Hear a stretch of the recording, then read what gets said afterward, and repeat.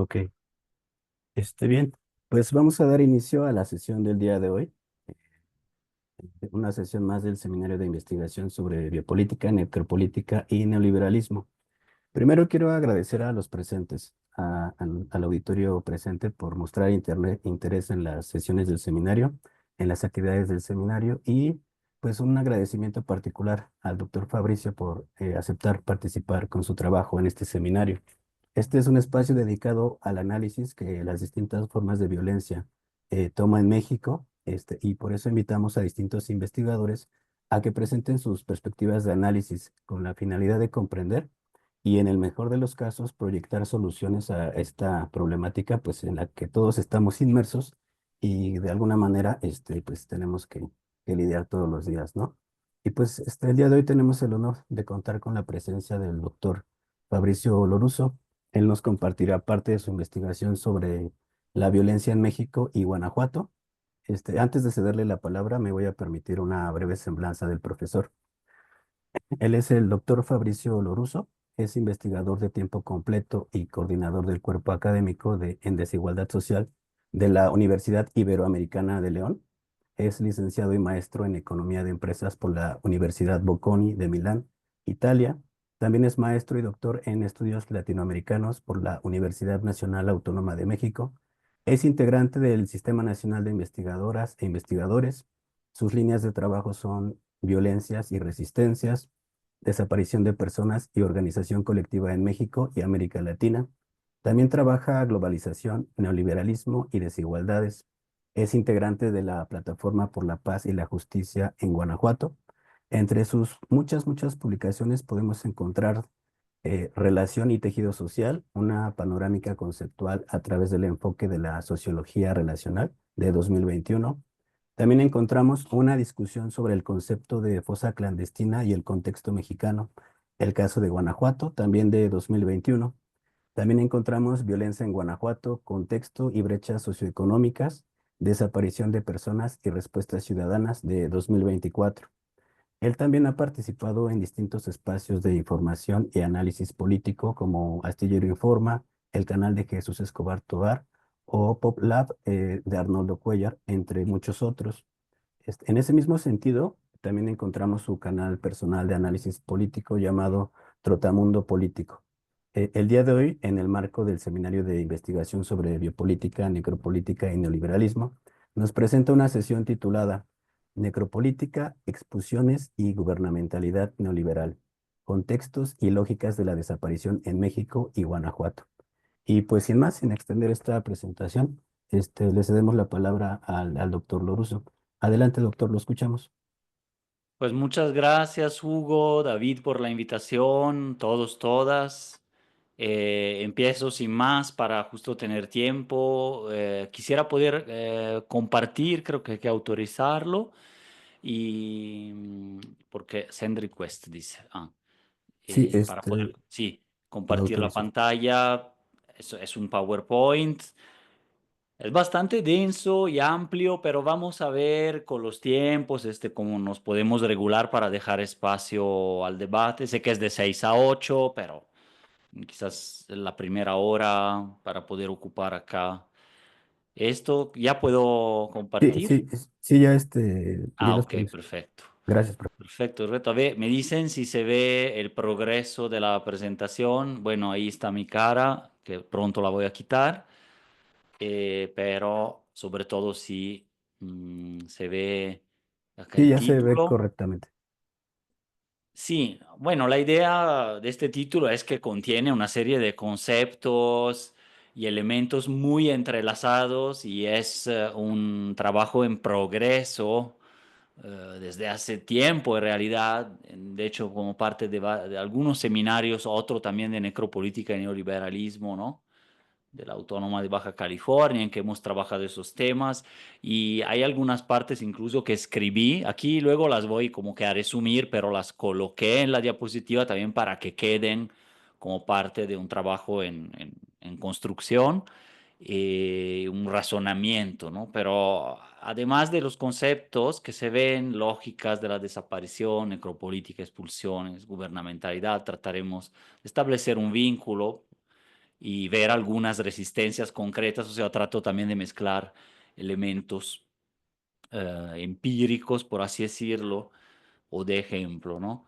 Entonces se divide en varias partes, pero vamos a empezar con hablar de algo que nos ha sacudido emocionalmente, pero que mediáticamente nos está inundando también, que es hablar de la transformación de un hecho, un caso como es el de Teuchitlán y de los hallazgos en el acontecimiento Teuchitlán, que es lo que estamos viendo minuto a minuto, bajo nuestra mirada, y que reproduce mecanismos comunicacionales también y políticos que hemos visto en otras ocasiones, ¿no? Como por ejemplo con el caso de los 43 estudiantes desaparecidos de Ayotzinapa en 2014. No estoy hablando de que tenga el mismo impacto o que lo va a tener, pero los procesos sí están. Por eso puse como título punto uno, luego pasamos a los demás, ¿no?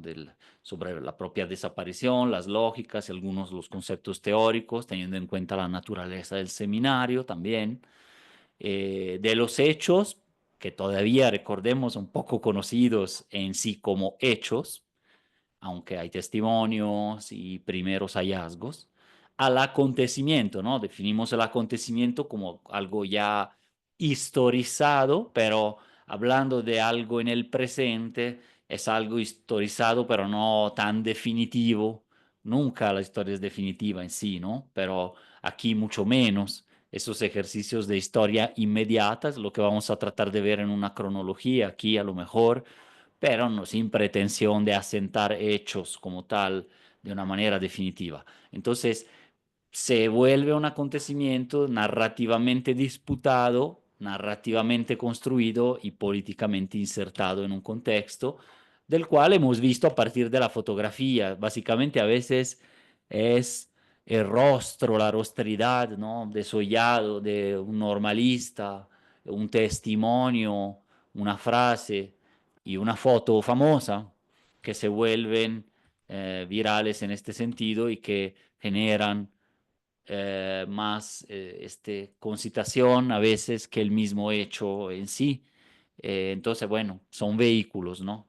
Comunicativos importantes que transforman efectivamente los hechos en acontecimiento. Esto no es para estar leyendo todo, pero es para justo apantallar, y así ha estado un poco mi mente en los últimos días, al intervenir, al tratar el tema, al estar leyendo y tratando de entender lo más que pueda, entre diferentes, ven cómo es, esto es una bomba invasiva que si uno se mete justamente al tema, a las noticias o a la reflexión, cuando, aunque sea porque se tiene que basar en lo que también la prensa nos proporciona y los comentaristas, va viendo la construcción de hechos en acontecimientos basados no necesariamente en verdades, por así decirlo, corroboradas y científicas o en testimonios necesariamente eh, contrastados entre sí, sino en una serie de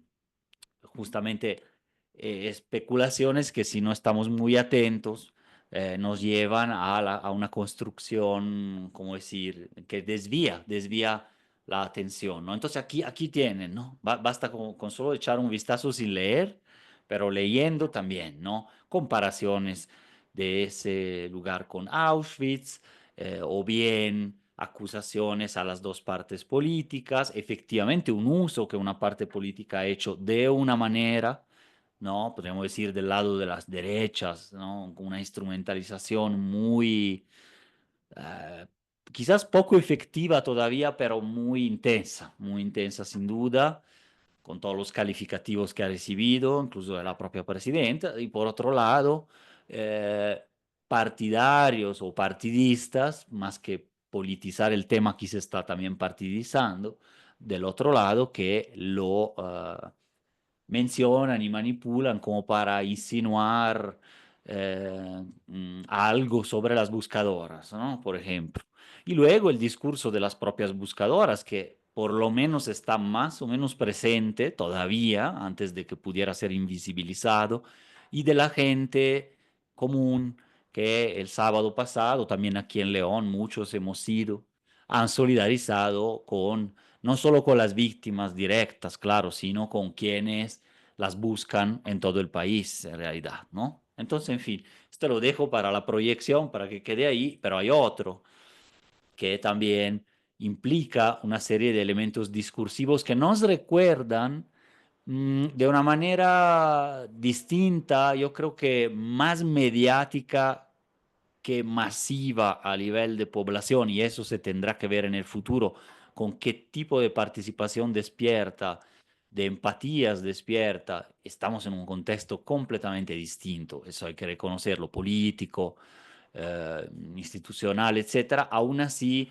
eso es llamativo, claro, la plancha del Zócalo, disputada como siempre en la historia del país, las frases que se pintan y se retraen, como la de fue el Estado de en Ayotzinapa, ¿no? Aquí es un reclamo efectivamente a un silencio que ha existido, ¿no? Por parte del poder político oficialista, de la misma presidenta, que ahora ha empezado a romper ese silencio y se espera que lleve a un diálogo cada vez más concreto, a más allá de iniciativas a lo mejor unilaterales sobre las desapariciones. El fenómeno es mucho más complejo que eso y no tiene que ver solo con la desaparición de personas, ¿no? Pero bueno, aquí sí también comentan el video de anoche de este grupo paramilitar de explotación y despojo de territorios que llamamos malamente cártel, llamado Jalisco Nueva Generación, autonombrado también, y lo hemos visto en el video, juzgado como auténtico por analistas, como fake por otros, posiblemente muy compatible con muchos otros videos que estos grupos han mandado, entonces podría ser propendo por pensar que puede ser real como tal. Claro, luego hay que analizar el discurso que tiene adentro, ¿no?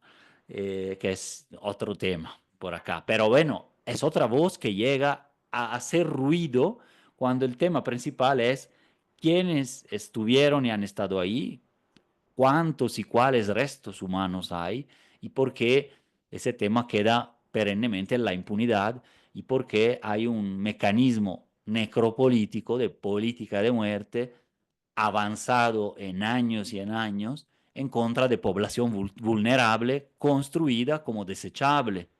Ahí yo creo que es el punto. Ahora lo estoy haciendo un poquito desde la reflexión aquí del seminario, pero es pues quiénes son y por qué los están matando y por qué pues siempre son los más pobres que caen en general en la explotación laboral o en la tentación de incorporarse a un grupo de ese tipo. En, no en Teuchitlán, evidentemente, sino en 20 años, digamos, en cuántos pueblos de México. Podemos decir decenas y decenas, incluyendo de Guanajuato, donde se niega también esta realidad de campos de entrenamiento y de exterminio, es decir, de asesinato sistemático y cruel de personas en un espacio pensado para eso, que es un fenómeno que también existe, y cómo en su momento las fosas y en su momento los desaparecidos sigue siendo negado, no tratado o negado explícitamente por autoridades estatales, ¿no? Esto, Guanajuato. Ahora, hablando de las desapariciones, siempre tenemos en mente la desaparición legal, sabemos que hay muchas narrativas, no todo lo que voy a proyectar escrito en la presentación como premisa metodológica lo voy o a leer o a profundizar completamente porque es bastante, pero solo decir que hay diferentes narrativas sobre quién es la persona desaparecida, ¿no? Me gusta esta para leerla así de las familias de uruguaya, de detenidos desaparecidos de la época del siglo XX. La desaparición es una forma eufemística, o sea, casi que una exageración, de llamar a un crimen con ocultamiento del cuerpo y con la simétrica ocultación de la muerte, la identidad de los victimarios y sus móviles, ¿no? Muy cruda, pero que corresponde, ¿no? Según la disciplina o enfoque, cambia como la entendemos. Si la llamamos forzada según la ley es porque interviene por omisión o comisión directa y negación del fenómeno un servidor público, y si no, básicamente la llamamos en México por particulares, en donde se desdibuja esa quiesencia, como justamente lo han escrito las familias con un lenguaje efectivamente de derechos humanos internacionales, humanitario, han hablado de la quiesencia, por lo menos en Teochitlán. Y ese es el fenómeno más común, por eso se desdibuja, es una tolerancia, una pasividad, un no poder, no saber. Y demostrarlo no siempre es muy fluido, ¿no? Pero bueno, entonces, con base en este criterio, ¿cuántas desapariciones en Teuchitlán, en Juventino Rosas, donde se tuvo que disolver la policía municipal porque, es decir, como cuerpo en sí del Estado, porque era parte del crimen organizado, ¿no? Entonces ahí todas fueron prácticamente forzadas por definición de aquiescencia o directa, ¿no?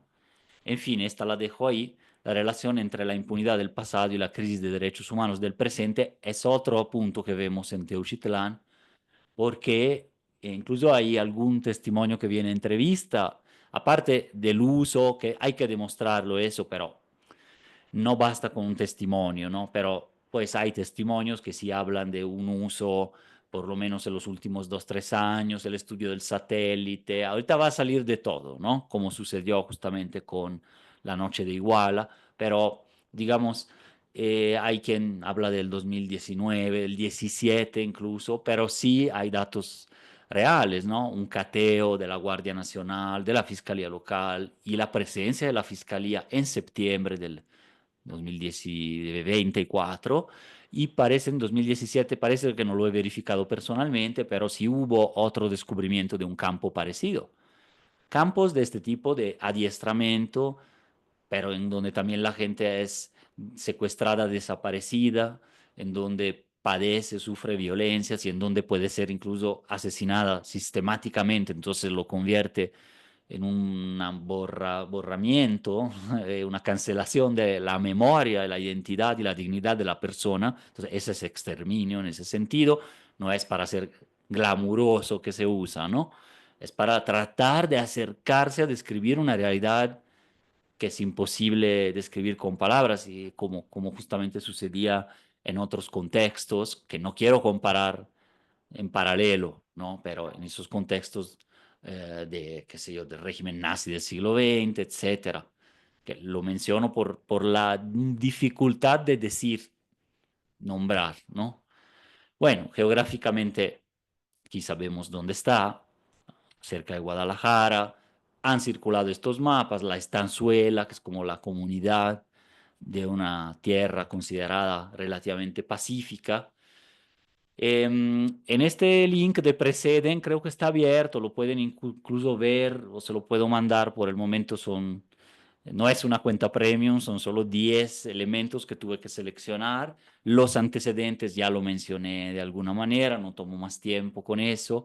El primer operativo ya lo mencioné, estos son bastante corroborados como hechos. Si van en el sitio y entran, están un montón de fuentes que encontré, que estoy trabajando el tema. Entre los dos hallazgos todavía no nos informan exactamente qué sucedió, si estaba en uso, probablemente no sabemos, mejor no expresarse. Según las buscadoras, al parecer sí, o hubo un descuido de la Fiscalía Local y de la Guardia Nacional en señalarlo y de la Fiscalía en recoger las evidencias, entonces, o en verlas, o decían que era muy grande, tampoco es verdad, que estuvieron casi 2 semanas. El 4 o 5 de marzo, en realidad, entran con un fotógrafo de AFP, Ulises Ruiz Basurto, a sacar información de este predio. Hay una búsqueda, hay una live de 2 horas y media, en que difícilmente se puede contestar lo que se encontró ahí. Eh, Hay señales de que hay cuerpos o restos calcinados que habrá que justamente esperar también los servicios periciales de las fiscalías, pero digo, al parecer restos humanos en le han llamado horno crematorio, pero es un término como fosa clandestina que a veces resulta no exactamente preciso, pero pues hoyos en que hay cenizas y posiblemente quema de ropa, probabmente también de personas, pero pues habrá que esperar también, ¿no? Se anuncia ya, hay una respuesta desde Presidencia, Fiscalía General, van a traer el caso probablemente, pero antes lo estudian. Mañana mismo, miércoles, parece que va a haber la rueda de prensa al respecto. Y empieza, claro, mientras la presidenta avisa que no se torne un asunto político y sobre todo partidista, en cambio es lo que sucede. Lamentable e inevitablemente, diría las dos cosas de alguna manera, pero justo para estas mesas de análisis, yo creo que es donde se puede rescatar lo que la reflexión, ¿no? Ir más a fondo que solamente las notas. Las notas, comparándolas todas, sí nos ayudan a construir algo, pero tomarlo con las pinzas, ¿no? Porque responden a otros intereses, realmente. Muy importante la jornada del luto nacional. eh, el nunca más, esta idea, hay quien nuevamente descubre el fenómeno, desaparición, fosa clandestina, exterminio, atrocidades, o vuelve a despertar al tema, o bien se acerca por primera vez, también por la edad de las personas, ¿no? Hay casos que simbran y por lo menos acercan personas a la temática, ojalá lo hagan de la manera más correcta y con una difusión, ¿no? Lo más fehaciente posible para que no se vuelva justamente una eh, contraproducente. En Guanajuato se unen y finalmente sale una carta comunicado de los colectivos a la presidenta ha respondido, el grupo armado, que probablemente es ese que está por ahí y por acá, de Jalisco, también contestó de alguna manera, las buscadoras denuncian que la FGR no está dejando entrar. Un tema común en esto siempre es la disputa, lo veíamos anteriormente en nuestro seminario acá, la disputa política y narrativa sobre las fosas, sobre los sitios de hallazgo es muy ruda, ¿no?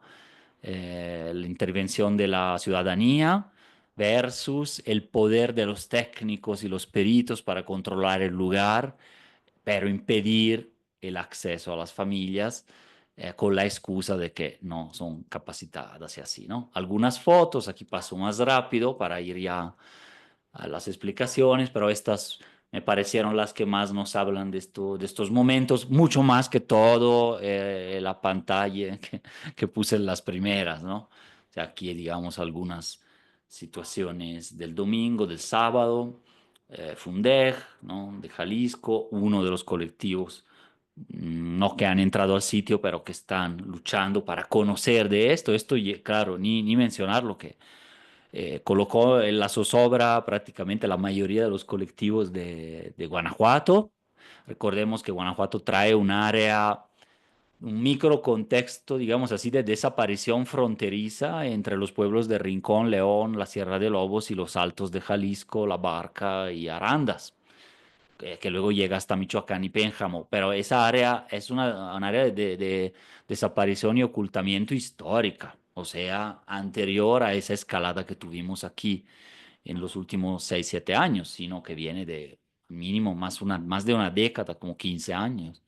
Entonces, bueno, claro que sí van a buscar. Una primera reflexión con base en Sontag, trabajo sobre el dolor de los demás, eh, una mirada sobre el dolor ajeno y la relación con los medios, la opinión pública y las imágenes, que son vehículos de difusión y transformación también del poder, de las narrativas, del dolor, del miedo, ¿no?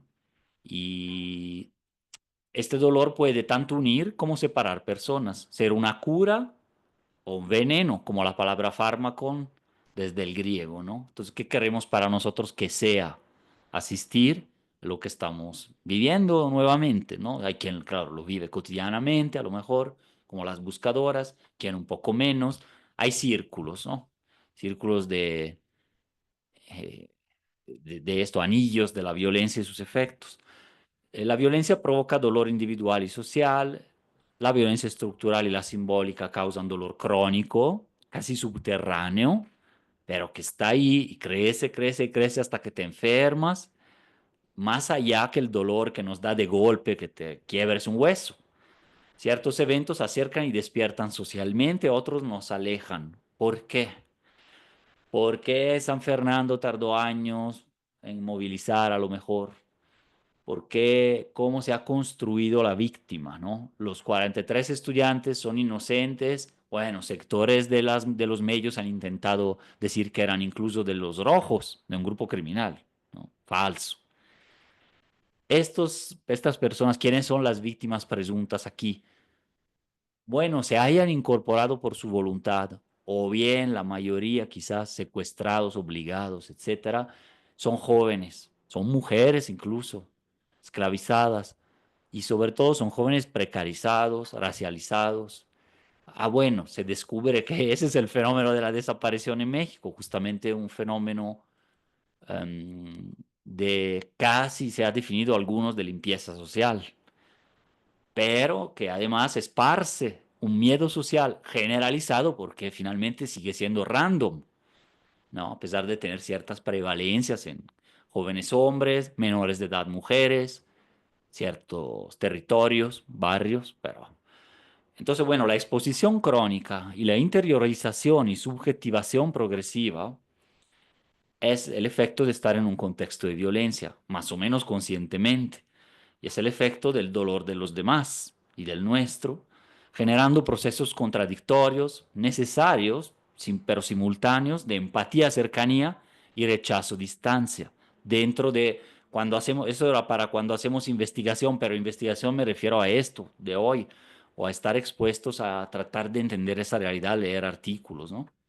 Entonces eso es lo que suscita y bueno, para evitar igual caer en las dinámicas, vale la pena esta reflexión, yo digo, ¿no? Los movimientos de víctimas y buscadoras pasan del dolor privado al espacio público, tratando de generar más bien empatía, cercanía, pero muchas veces se crea rechazo y distancia incluso en contra de ellas, como han tratado de hacer algunos, bueno, desde el video y otras declaraciones, ¿no? No queremos enterrarlos, queremos abrazarlos. Esta fue otra manifestación, pero esta vez del colectivo de Irapuato hasta encontrarte en el Zócalo cuando llevó las fosas al Zócalo.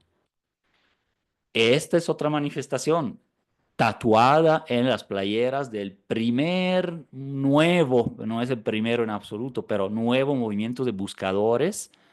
Digo con la E porque eran al inicio de hombres y luego ya hombres y mujeres y luego ya inmediatamente más mujeres buscadoras. El primero fue los otros desaparecidos de Iguala. Este era su lema, o sea, terrible, ¿no? No, no es ni te encuentres, es mientras no te entierre. Muchos colectivos lo han cambiado a te encuentre, pero así nació. Luego las rastreadoras del Fuerte de Sinaloa, el Solecito de Veracruz, nos han mostrado estos sitios de exterminio ya en 2014, 15. Y aquí están, ¿no? O sea, no voy más allá. Segunda parte, luego son muchas, vamos a ver con los tiempos, no pasa nada si hasta cierto punto podemos llegar y lo otro lo dejamos a la discusión y se lo menciono, a lo mejor lo proyecto y lo podemos dejar, ¿no? Para otra parte, pero vamos a ver con los tiempos que no todo está súper calculado, es más cualitativo, digamos así que cuantitativo, ¿no?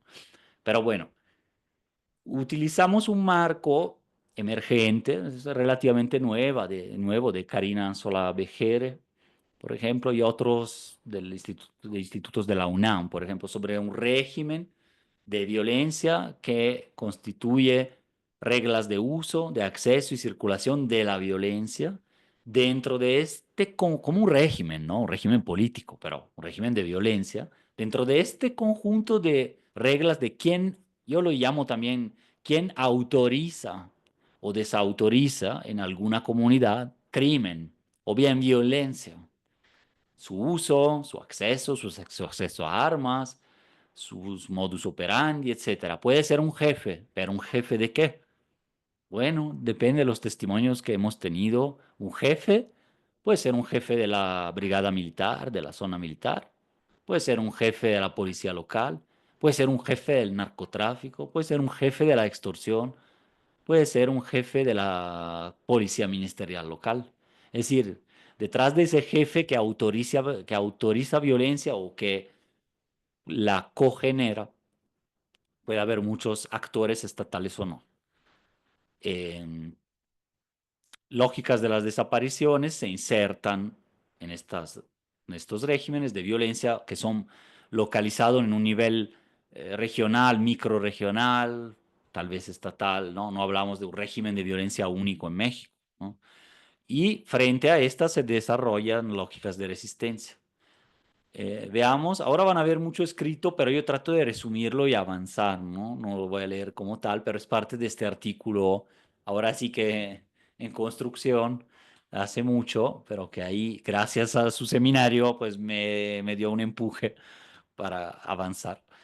Contexto macro y meso, bueno, Guanajuato responde a contextos y dinámicas que han existido con otra intensidad, a lo mejor otros tipos, otros actores particulares, pero con algo en común con el pasado reciente de otros estados, vecinos y no, Coahuila, Veracruz, Jalisco, etcétera, ¿no? Por eso mencionaba de la presencia de campos de entrenamiento, de exterminio de fosas clandestinas y de fenómenos parecidos aquí también, ¿no?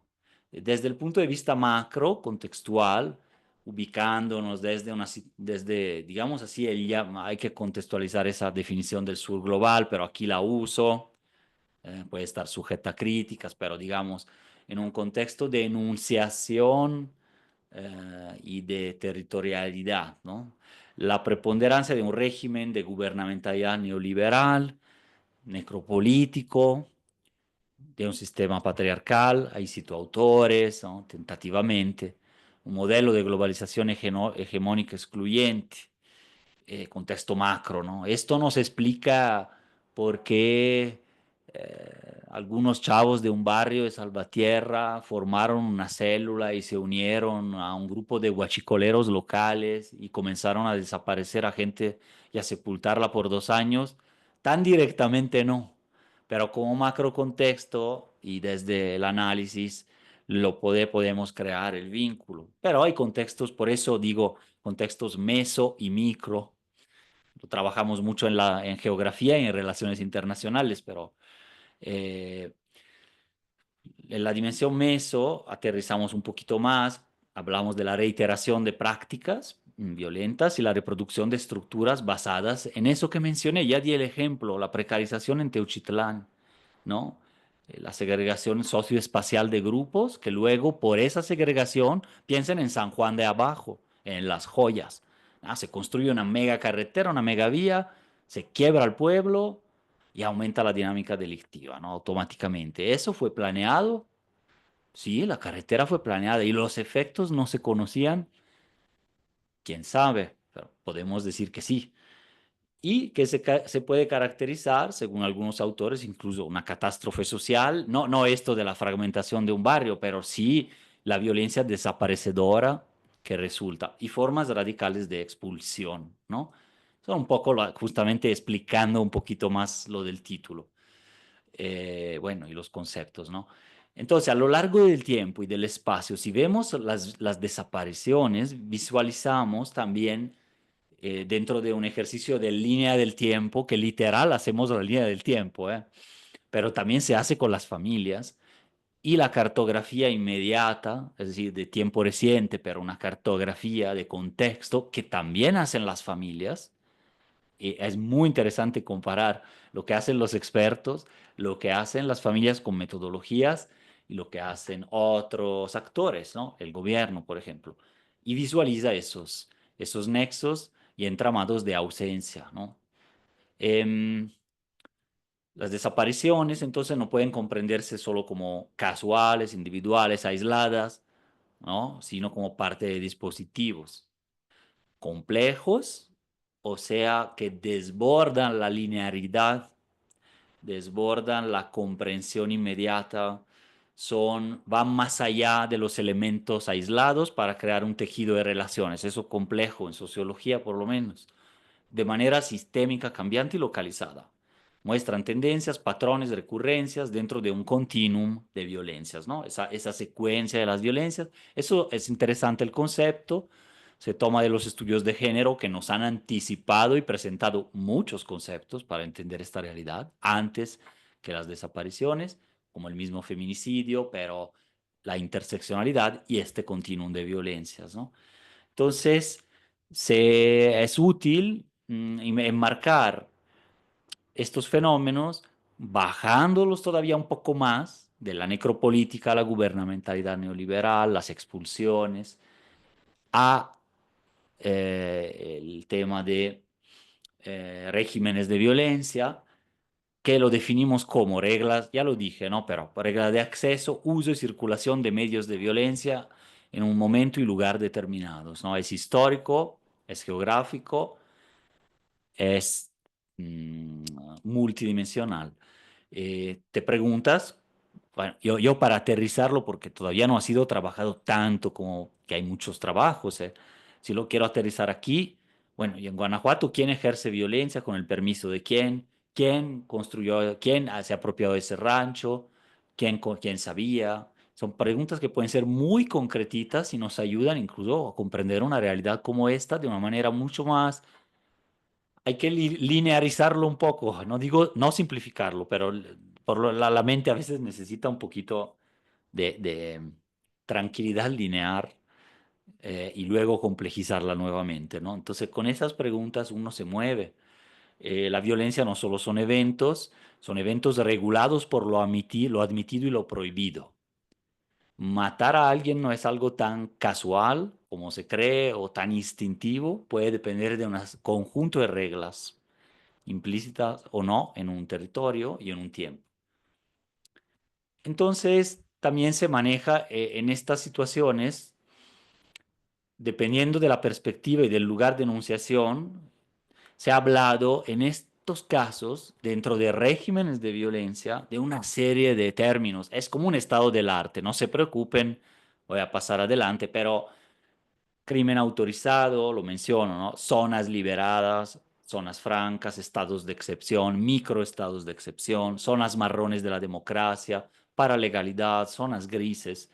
Todos esos se han usado vacíos de Estado desde otra perspectiva, ¿no? Más que colusión estatal, ahí es ausencia estatal, pero en fin, son distintos grados de politización del tema en el sentido bueno de la politización, es decir, de entender el papel público y político en esas violencias, en esas áreas, que son entonces áreas reales, o sea, un área gris es si yo pongo un retén de la policía municipal en una carretera y 500 metros después de la curva hay un retén criminal que decide quién vive y quién muere, a nivel necropolítico prácticamente, y llama al jefe, que el jefe es el jefe de un grupo paramilitar que recibe dinero de una minera, este es un caso real, de Eduardo Neri, Iguala, Guerrero. ¿Quién está participando ahí? ¿No? Entonces, un área conceptual, mental, usar esos términos, pero empíricamente las familias que denunciaron ese caso, que llegaron a saber algo porque hablaron por celular o porque pudieron avisar antes de ser desaparecidos, pues bueno, nos habla de un entramado muy complejo en donde ya no es el Estado que lo comete directamente, sino indirectamente, o solo conoce del tema, o a veces no, sino es la violencia ya privatizada. Se privatizó todo, esa es la gubernamentalidad neoliberal. ¿Por qué no privatizar el monopolio de la violencia, no? Así, pregunta un poco retórica y provocativa, pero ¿qué es? Entonces, esas áreas de indefinición, de paralegalidad, grises, no son sinónimos del todo, son desde la ciencia política de la violencia y la delincuencia, o sea, me refiero a un texto en especial de Sandra Ley y Guillermo Trejo, es en estas zonas que se habla de crimen organizado. Cuando hablamos de un cártel, Jalisco Nueva Generación, Santa Rosa, etcétera, no hablamos de un grupo de extorsionadores que por su cuenta extorsionan a Ubers, no sé, o que se apoderan de una calle como para cobrarle piso a la gente que pasa por ahí. Puede que eso suceda efectivamente sin contacto con la autoridad pública. Entonces es un crimen común, aunque la ley, o sea, por el derecho, ese es un crimen organizado porque son más de tres personas, pero digamos que para este enfoque no, ¿no? En este sentido, no importa el tamaño de los hallazgos o la confirmación cuantitativa en Teuchitlán, sino la naturaleza del lugar en sí y los modus operandi relacionados con su existencia y función, y agrego quién autorizaba o no crimen ahí, cuáles fuerzas armadas normalmente o de poder participaban o dejaban hacer. Aquí igual sin leer, creo que voy mejor así porque es bastante, pero lo quiero dejar. Hay autores de las violencias estructurales y directas y de la desaparición. Entonces hay condiciones de posibilidad, ¿no? Un modelo neoliberal radical que crea esas condiciones de desigualdad extrema, exclusión. Entonces, estos trabajos que hemos visto arriba de los diferentes términos del crimen autorizado, la paralegalidad, áreas grises, politizan la problemática, ¿no? Hacen hincapié en esa interseccionalidad, ahora sí, pero más bien de poderes que permiten, conforman zonas de ese tipo, geográficas y más bien también conceptuales, que van conformando lo que otros autores más han llamado mafia, en Italia, o han llamado redes macrocriminales aquí. O sea, empresa, poder económico, si quieres, política, administración, que puede estar en poder, al cargo o sometida, ¿no?, a las lógicas, pero que está ahí. Y grupo criminal. Agregaría también una cuarta dimensión, a veces Jalisco, Santa Rosa de Lima, en ciertas comunidades, ya sea por su misión o por consenso de alguna manera, con una pequeña hegemonía que crean, tienen también el lado de la sociedad dentro de estas redes macrocriminales, ¿no? O sea, hay casos de bloqueos carreteros de la comunidad para que el ejército no entrara a rescatar a un desaparecido en Santa Rosa de Lima, ¿no? Esto es un caso también concreto.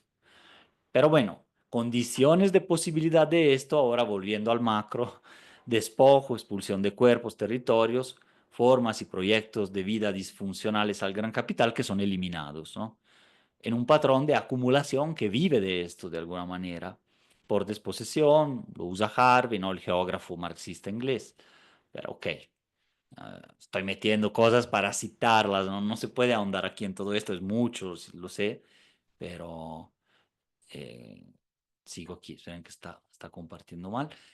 Entonces, estos son operados, estos mecanismos, a partir de agentes, engranajes, dispositivos abismales, legales e ilegales, dentro de este llamado capitalismo antidrogas, etcétera. Aquí, paso adelante, son una serie de posibilidades para nombrar actores, es muy conceptual, pero aterrizado con ejemplos. Por ejemplo, en Bembe menciona ejemplos muy concretos, ¿no?, en Palestina, en África, pero que tenemos también en lugares extractivos. Los Zetas son parte de la necromáquina de guerrilla, o son máquinas de guerras concretamente, como tal. Son formaciones, ahora sí que predatorias, pero que van en el espacio, ¿no? Y explota recursos, viven como franquicias, tienen entrenamiento de cierto tipo, son máquinas para la guerra, ¿no?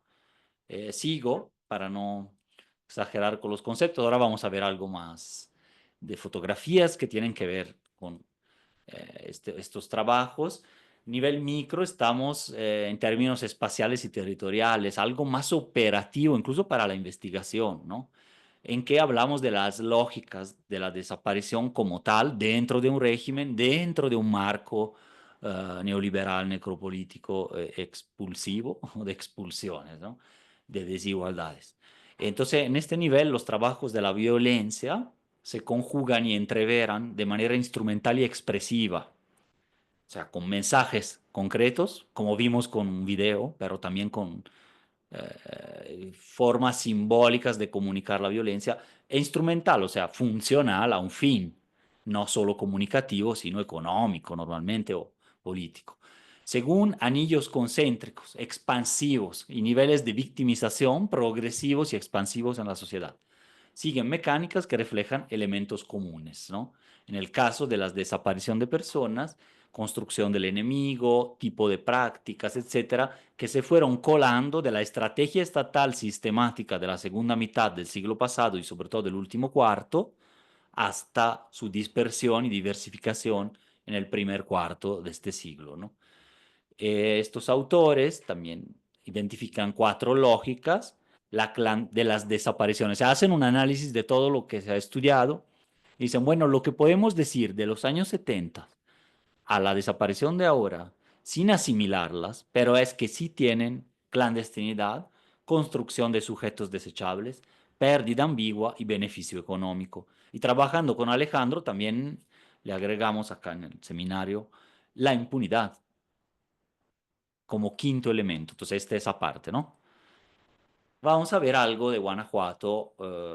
Igual no puedo ahondar en todo, pero pasamos acá a algo para seguir luego con lo conceptual. Y las fosas han sido negadas, ¿no? Entonces, la lógica de la clandestinidad reproducida ad libitum, es decir, eh, veces y veces, y así sucesivamente, ¿no? Negada por una lucha por la verdad de las familias y por el reconocimiento que destruye esas lógicas, porque luego veremos las lógicas de la contra la desaparición.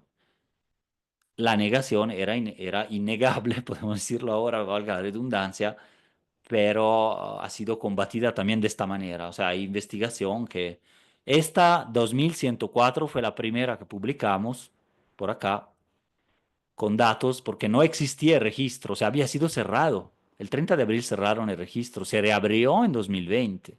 Fue por 2 años y medio, 2 años, no hubo datos como tal. La fiscalía te los daba de una manera muy críptica y tenías que trabajarlos. Pero de 600 ya eran 2100. Luego fueron marcando un periodo acá y hoy son más de 4600. O sea, en apenas más del doble y medio, algo así, 7 veces del 2018 y del 20 estamos a más del doble, ¿no? Pero no voy a comentar todas las cifras, pero ¿a qué me refiero con esto? Que a veces trabajo académico, la visibilización de las buscadoras que lo hacen con sus fotografías, como esas que están circulando, en un primer momento sirven de mucho, si no la gente no cree.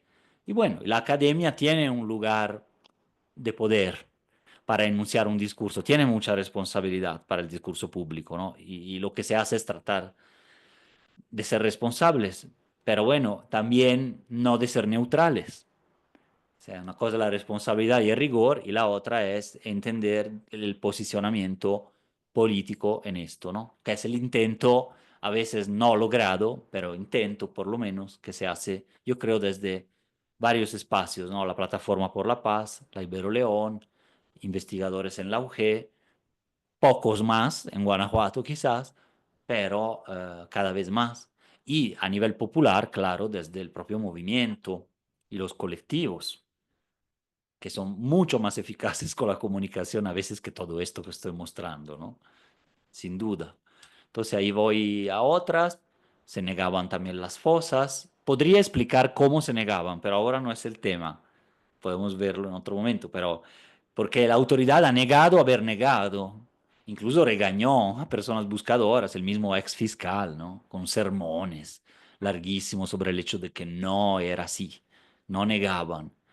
Entonces ahí, más que poder, fueron otras situaciones, además de las masculinidades tóxicas. Pero sigo adelante.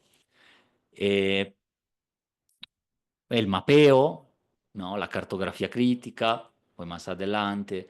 Y finalmente las resistencias desde abajo también, acompañadas o no por sociedad civil, pero que ahora marcan la agenda, mucho más que antes, cuando menos. No pueden incidir en ella, pero pueden marcarla e incidir en una parte. Ese es mi balance de lo que ha sucedido en estos años. Sin embargo, recibe muchos ataques violentos. Bueno, acaba de asesinar la policía de Costa Rica a Maleno, buscador de Costa Rica. Hay más de 20 en el país. 9 en Guanajuato, 5 registrados por la ONU, 6 por plataforma y 9 según otros testimonios y notas de prensa, pero que no quieren ser mencionados por su nombre. Aún así, estamos en una situación difícil en tan pocos años, ¿no?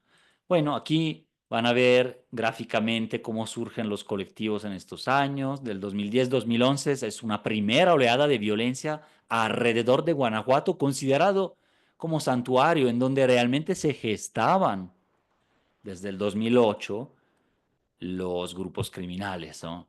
Y se refugiaban otros o tenían sus bases de operaciones y de entrenamiento, porque sin ese entrenamiento no se explica el modus operandi de las fosas y muchos otros, que no voy a ahondar aquí en las atrocidades que operan, que usan hoy violencia en Guanajuato. Ese es el régimen de violencia, cómo se conformó históricamente ese régimen de violencia, ¿no? Desde el huachicol, la extorsión, los Zetas y otros grupos. En fin, esta era la parte, entre comillas, empírica. Pasó a este otro, ahí está uno de los libros a que me estoy refiriendo. Ya las lógicas las vi aquí, ¿no? Cuatro. Agregamos la quinta impunidad. En la resistencia, verdad y justicia sobre el régimen de violencia, lo que hacen los colectivos, ¿no? Contra la población construida como desechable, el aprecio, los trabajos de la memoria, la visibilización, las fotos, las historias. Vean la exposición de Buscadoras Guanajuato, maravillosa, ¿no? La presencia de la ausencia en las plazas del Coecillo, fuera de Fiscalía de León, van y está ya un antimonumento prácticamente que hasta estéticamente muy bien hecho, de tres colectivos. O sea, dense una vuelta por allá o busquen fotos, ¿no?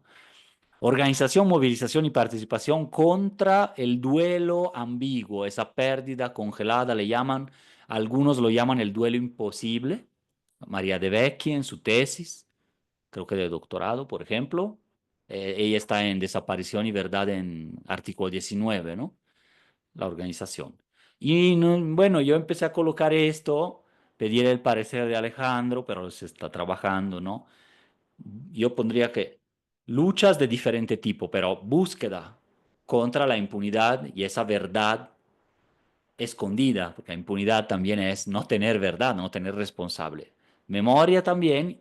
Y en algunos casos, más bien, más que búsqueda, es porque algunos colectivos prefieren buscar y otros prefieren el litigio, es decir, el Ministerio Público, las mesas de trabajo, ser expertas de leyes más que de palas y varillas y de forense, ¿no? En campo. Entonces, en fin, este es el otro lado del medallón, el otro lado de la playera de los otros desaparecidos, adoptada por muchos colectivos después.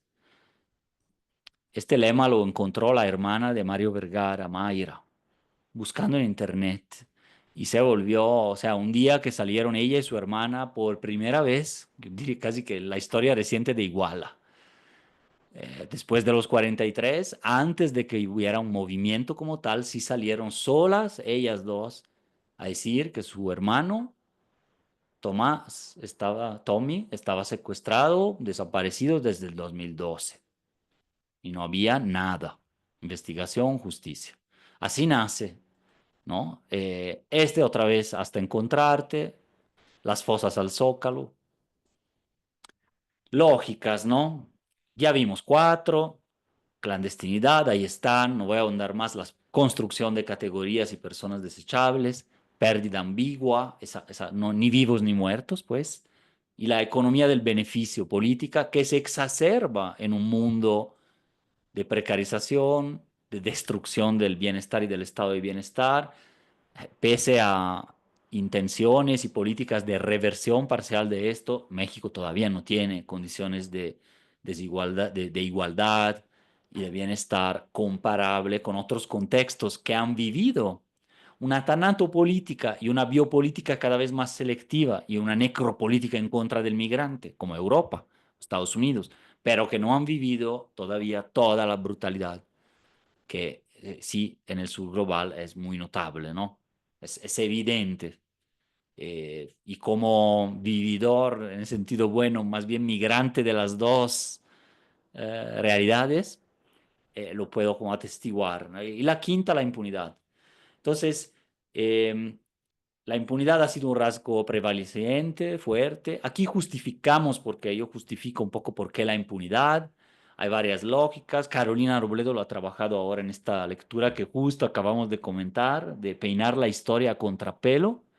Reflexiones en torno a la búsqueda y exhumación de fosas comunes en México. Se puede agregar por qué la impunidad sí caracteriza todo esto y es una quinta lógica, digo, en mi opinión.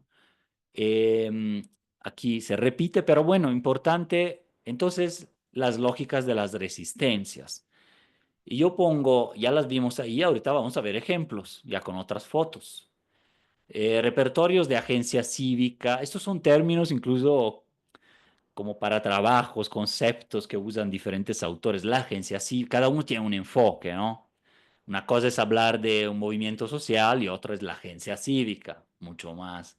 Podríamos decir así que buena ondita, la agencia cívica más ciudadano, etcétera. Y el movimiento social, pues nos recuerda una semántica más de lucha, incluyendo más radicalidad. Pero, digamos, la ciencia ciudadana, ¿no? También ha sido utilizado, ciencia forense ciudadana, concretarse en acciones colectivas, ¿no? El estudio de la acción colectiva. Eso crea lógicas de oposición a la impunidad, a sus aristas, y abona el avance de procesos de verdad y justicia, ¿no? Y hay muchos repertorios. ¿Por qué pongo esto?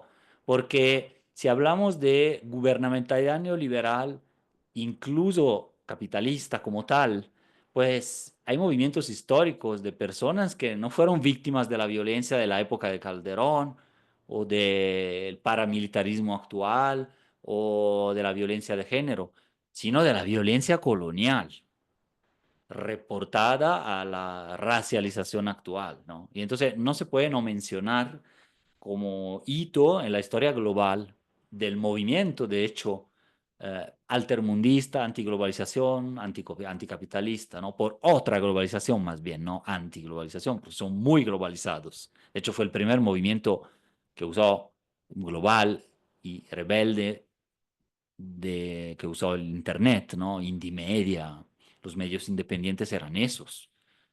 Entonces, bueno, pero también con el aspecto simbólico-cultural, ¿no? No voy a ahondar más en esta historia, como tampoco en esta, pero son los antecedentes para mí del llamado movimiento de víctimas, en el sentido de que aquí hablamos ya de la visibilización brutal de las violencias estructurales, ¿no? La colonial, la capitalista y la feminicida patriarcal. Aquí es la otra, ¿no?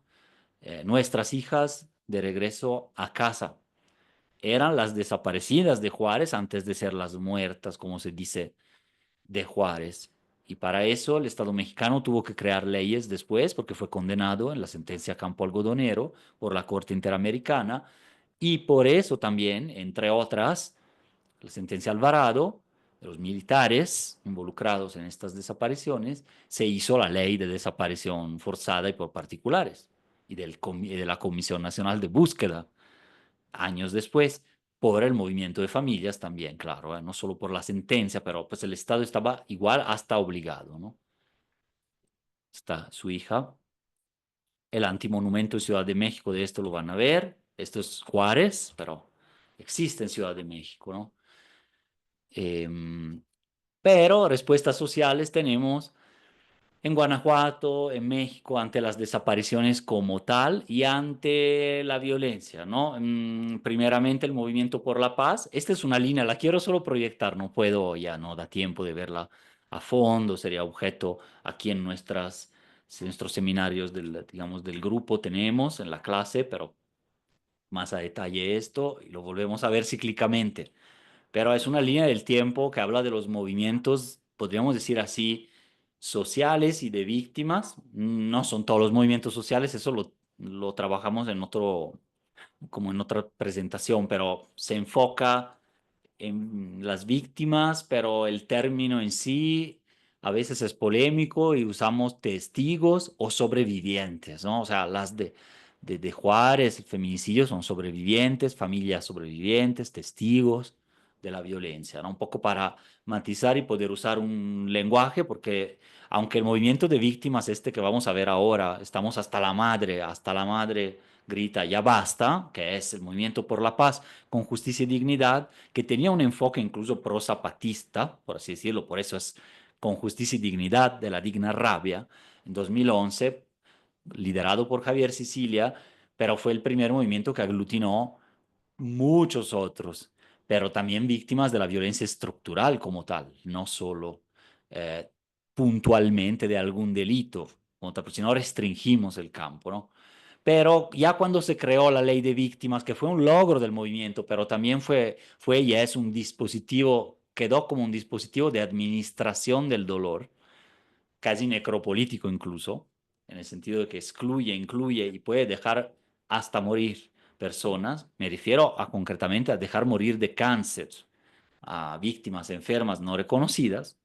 Pues bueno, como el mecanismo de la migración y centros de detención, el asilo, ¿no? Lo estudia esto Ariadna Esteves, los dos. Entonces, bueno, los 43, las familias, este hecho acontecimiento, las buscadoras ya en fosas, los otros desaparecidos de Iguala, esta es una foto de ellas, miren cómo hacían su análisis de su contexto de los localizados, los buscados, los fallecidos y la niña, ¿no? O sea, era una cosa, te buscaré hasta encontrarte todavía, me hace enchinar la piel. Huellas de la Memoria, una organización convocante de la marcha de luto y protesta del sábado pasado. Han estado aquí en La Ibero, también son amigos del movimiento como tal, de las familias, y han hecho este trabajo maravilloso que viajó a Italia, Francia, toda Europa, Estados Unidos, Japón, toda América Latina. Creo que la exposición más mundializada que hay, que ha habido en México, ¿no? Sobre todo no oficial, ¿no? Con las frases de los papás. El árbol de la esperanza. Ahora vemos rápido el repertorio, no voy a comentar más a fondo. Las marchas en León, excepcional, salvo feministas y mujeres en general. Y buscadoras, la plaza en León siempre había sido ocupada. Bueno, hubo movimientos también de la Coordinadora Popular Leonesa. Yo hablo de la última década, ¿no? No voy más atrás porque no conozco esa historia, pero la mayoría eran, digamos, marchas de la Virgen de Guadalupe o procesiones o marchas blancas supuestamente contra la violencia o no toques a mis hijos contra Peña Nieto porque quería hacer una ley mínimamente progresista sobre el matrimonio igualitario o la adopción de parejas del mismo sexo. O sea, ahí estamos, ¿no? Pero ahora las marchas fuertes y buenas son estas, sobre todo la del 8M, pero no solo. Actos de ocupación del territorio con bordados y drones, ¿no? En San Luis de la Paz, el recetario para la memoria, que lo trabajamos también desde acá, la lucha contra la militarización, esto es hasta encontrarte, que es el que hace actos más extremos, podríamos decir así, pero interesantes, como las fosas en el Zócalo, y bajarse 80 metros y luego ese pendón, ese, digamos, lona desde la Estela de Luz en DF, Salvatierra, el movimiento de ahí para el sitio de memoria, este es, la reapropiación de las fosas que aquí fueron, líneas del tiempo comunitarias, relatar la violencia, hablar entre sí en el grupo, este, ¿no? El grupo comunitario para el procesamiento también del dolor, el llamado a la memoria, todos son mecanismos que ya volcados al espacio público se vuelven políticos y de lucha, ¿no? Documentales, que fue una petición del mismo colectivo que lo hicimos aquí. Si no lo vieron, ahorita está abierto, lo pueden buscar así, el lugar de la memoria. Y bueno, la lucha también de los papás de la maestra Lupita y Javier, desaparecida, encontrada por el hermano, asesinado un año, bueno, un mes después de haberla encontrado. Ellos son también de Salvatierra y esta es su búsqueda, ¿no? Las marchas en León, la primera caravana internacional de búsqueda en vida, esa que organizaban desde Coahuila, vino a Guanajuato en 2021, todo en pandemia se desarrolló este movimiento. En fin, para las lógicas de resistencia no bastaría una hora, que ahora casi llegamos a ese tiempo para yo, digamos, parar. No va a haber todo, no vamos a ver toda la presentación completa, pero vale la pena que visualicen, ¿no? Así, la Brigada Independiente de Búsqueda hasta encontrarte, está Carlita de espaldas, y bueno, de esto no voy a mencionar mucho, simplemente era para llegar a las conclusiones, entonces menciono lo necesario para concluir. Eh, categoría no utilizada de esa forma, pero la primera vez que se ve escrita y se usa con esa función de generar miedo es en la Alemania nazi, posiblemente en los regímenes coloniales, en Argelia, con Francia, Vietnam, Unión Soviética, ¿no? Años 50, 60, ya después de del Holocausto, pero también en otros contextos.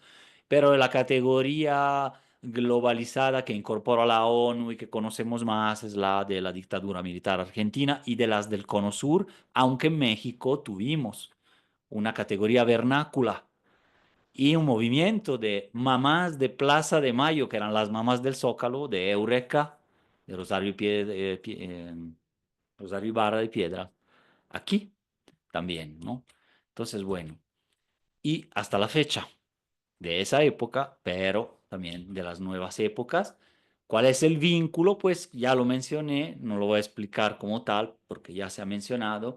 El mecanismo desaparecedor o dispositivo actual se ensambla, continúa a partir de prácticas que no estuvieron nunca desterradas del ADN institucional del Estado mexicano, del complejo contrainsurgente, y que pasaron al crimen organizado porque fueron aprendidas, fueron enseñadas por militares, caiviles y otros, pero el mismo personal que estaba ahí operando en los 70s, 80s y 90s contra grupos disidentes se coló al crimen organizado, es decir, fueron bandas de secuestradores, se fueron a Estados Unidos, entraron en los Zetas, entraron en el Cártel del Golfo, constituyeron grupos criminales. En Iztapalapa, el grupo de secuestradores de la policía capitalina, etcétera, etcétera, de la DFS. Es decir, de ahí continuó.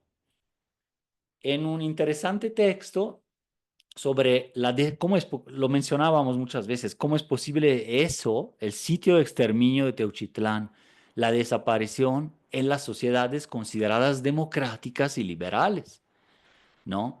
Entonces, primeramente, Tien Tassan o Tassin explica esto en este libro de Gatti sobre la ampliación del concepto del desaparecido como casi un expulsado a la Saskia Sassen, de la socióloga, un expulsado del sistema como un desaparecido social. Entonces son, sí, los eliminados como consecuencia o escondidos, pero como operaciones militares o policiales, que son más clásicos, los productos de una operación jurídico-política que les quita la ciudadanía, que no los deja entrar, por ejemplo, los migrantes o los gitanos en Europa, en Italia, ¿sí? Los ocultados como operación económica que justifica un proyecto de seguridad basado en la rentabilidad, campos de entrenamiento, explotados, esclavitud sexual, etcétera, el mismo migrante como ya traficado y luego ya víctima a su vez de otros crímenes, etcétera. Entonces, desde México, estas categorías alcanzan un carácter explicativo poderoso que demuestra la producción de desaparecidos en tantos sujetos necesario para el funcionamiento de un régimen neoliberal. Basta con decir un régimen neoliberal, democracias, regímenes liberales, pues según Pilar Calveiro, no. Bueno, Pilar Calveiro estuvo internada en campos de concentración en Argentina, así les llama, y es una académica que vive aquí en México, ¿no? Entonces dice, para hacerla breve, esta ya casi acabamos, dice, sí, está bien, pero avancemos. Más que hablar de regímenes liberales y dictatoriales, nada más entre estos dos, para decir años 70, años 2000, eso es insuficiente para entender los sistemas políticos neoliberales de hoy, que es otra cosa que decir régimen liberal. O sea, liberal es separación de poderes, hasta antiautoritario y con una economía de mercado, así. Es otra cosa hablar de la desigualdad radical y la exclusión sistemática e ideológica y la falsa meritocracia de un régimen neoliberal, ¿no? Incluso extractivista, etcétera. Entonces, es otro. Y a que además puede volverse necroliberal, es decir, con necropolítico y liberal a la vez, y autoritario en sumo grado, al estilo Bukele o Milei. Entonces dice, no nos sirve del todo régimen político, hablemos más bien de gubernamentalidad a la Foucault, O sea, como todo un conjunto de técnicas de gobierno que sirven de base al Estado, pero no se reducen al Estado. Es decir, ya empiezan a funcionar mecanismos, e incluiría la desaparición, dentro de un andamiaje como un tren lanzado al precipicio, que ya es difícil poder parar porque ha sido construido un andamiaje económico, ideológico e institucional dentro de las instituciones como tal, que a veces se quieren quitar, componer, cambiar, y dentro de las constituciones mismas, además de que es parte de una economía global, muy complejo, entonces, bueno, que no se puede modificar fácilmente, ¿no? Al menos en el breve periodo.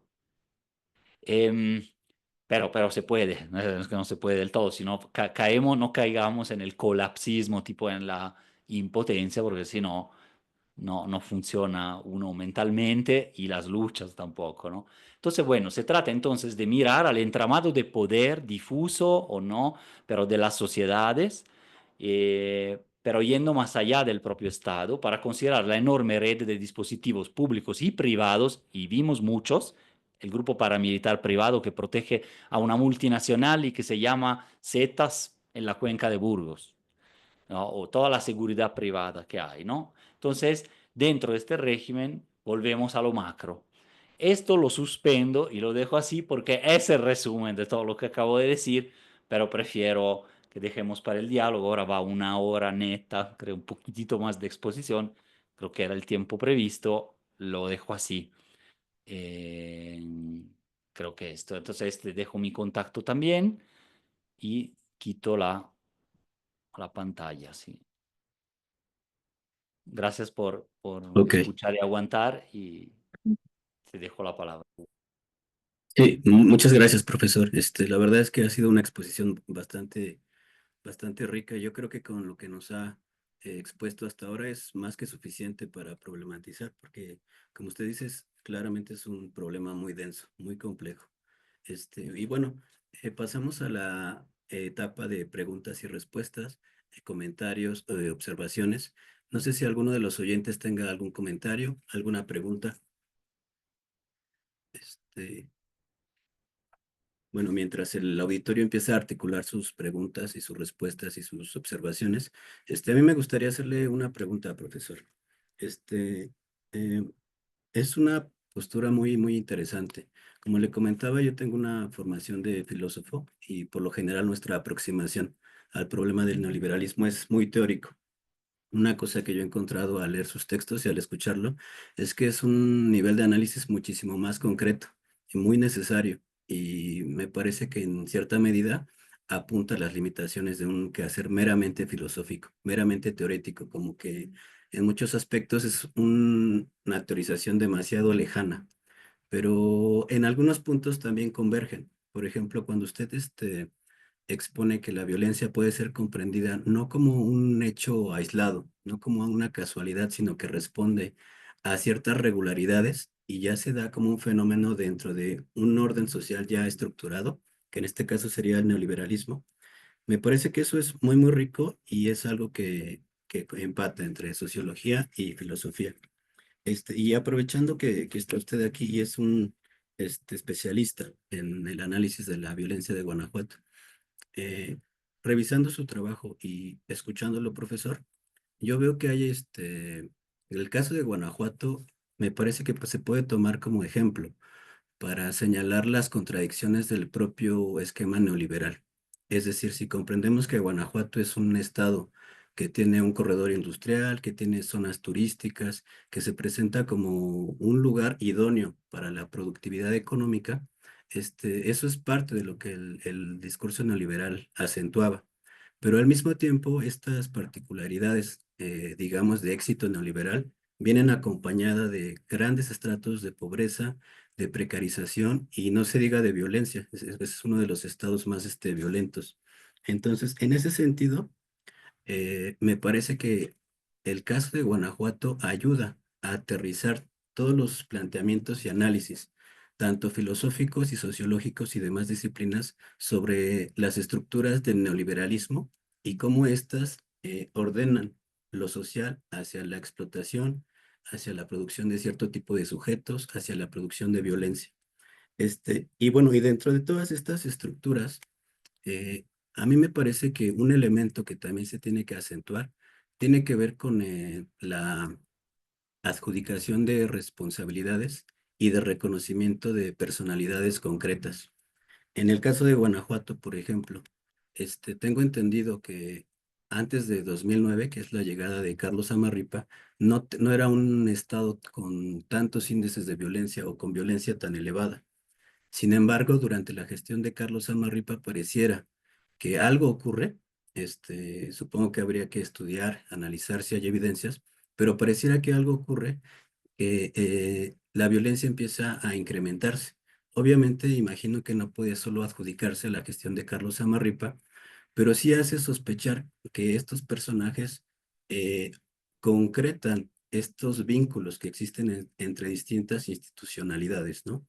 Por ejemplo, la Fiscalía, antes Procuraduría, y la gestión de Carlos Samarripa, pues el hecho de que se hayan incrementado tanto los índices de violencia hace pensar que ahí se concretó un contubernio entre institucionalidad estatal y crimen organizado.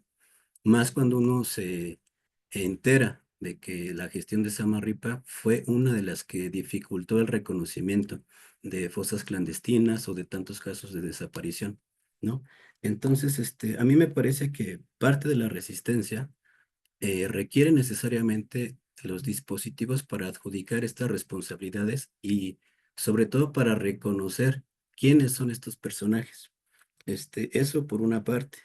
Entonces, mi pregunta sería, ahora que se ha dado el cambio de fiscal, que ha entrado el nuevo fiscal Gerardo Vázquez Alatriste y también ha entrado la nueva gobernadora Livia Denise García Muñoz Ledo, desde su perspectiva, esto abre la posibilidad de enfrentar el problema de la violencia de una manera más eficiente en Guanajuato, o simplemente sería el pronóstico como la continuidad de lo que ha sido. Y bueno, esa sería mi pregunta, profesor. Y bueno, la invitación está abierta para todos los oyentes que estén interesados, aprovechando la oportunidad de que está el doctor Fabricio con nosotros, pues hacer el mayor número de preguntas posibles. Gracias, profesor. Gracias. Si quieres, empiezo con esta mientras elaboramos. Pues Sí, fue mucha información y me disculpo. Tiendo a ser un poco así, hasta prolijo en las no, pero cosas, ¿no? Pero era por el gusto de compartir más y eventualmente retomar, ¿no? Pero bueno, claro, de acuerdo contigo. De hecho, el texto que les había mandado para quien quisiera consultarlo, ¿no? Era sobre el subdesarrollo dual que da idea de las disparidades entre áreas o dentro de la misma área, como un paradigma del modelo de desarrollo adoptado aquí con el corredor industrial, el puerto interior uno, el puerto interior 2 en Celaya que se quiere hacer y varios proyectos como esos que mencioné de segregación, con la excusa de un tipo de desarrollo de interconectividad que sí existe en Guanajuato eso, la infraestructura, pero que va cortando y destruyendo muchas dinámicas de ciertos territorios. Claro, dentro de todo un andamiaje ideológico que lo justifica, y yo creo que ya ha sido eso aquí mezclado con el cierto tradicionalismo, toda la herencia del siglo XX, de una parte del pensamiento, bueno, de una parte de la Iglesia Católica, etcétera, especial del Bajío, ¿no? Pero el antisindicalismo, en fin, toda una serie de cuestiones. Pero llegando ahora, eso fue un terruño fértil para el salto, ahora sí, a un neoliberalismo con capitalismo de cuate, empresarios en el poder, discurso empresarial muy fuerte, en donde el discurso en derechos humanos no tenían familiaridad ninguno. Se la formaron en los últimos 5 años gracias a cierta obligación de parte de este movimiento, pero el lenguaje de las víctimas, la atención a víctimas, todo eso fue difícil, ¿no? Había un lenguaje efectivamente de humanidad, en cierto sentido, de cercanía, pero no concretado en hechos. Me refiero a personas concretas, ¿no? Los de Secretaría de Gobierno, el gobernador. el fiscal, etcétera, del pasado sexenio, por ejemplo. Pero bueno, se fue formando eso.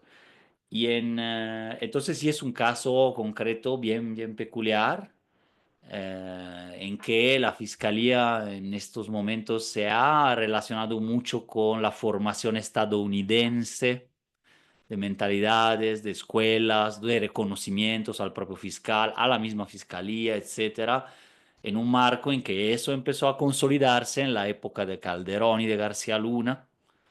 Entonces, en donde hay una manera de ver las cosas ahí, de quien se formó como policía, y me refiero a un equipo de personas, no simplemente al que fue fiscal, pero a una forma de pensar, el lenguaje hasta contrainsurgente, la manera de ver la lucha a las drogas, la narcoguerra calderonista y todo, y en donde aquí se presumía, en cambio, como santuario, pero santuario también de crimen organizado, ¿no? De alguna manera, y de pactos.